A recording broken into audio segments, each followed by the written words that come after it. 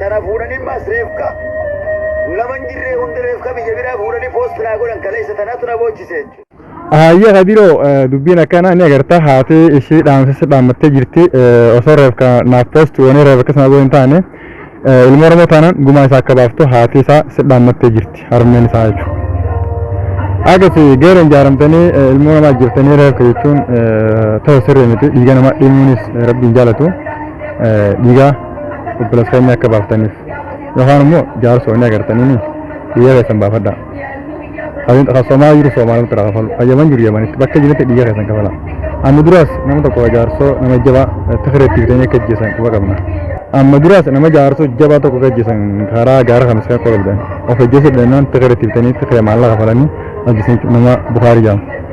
Kan jawasan nama tak kau sekarang sudah untuk itu. Akasi harma tanya tan mana keragus.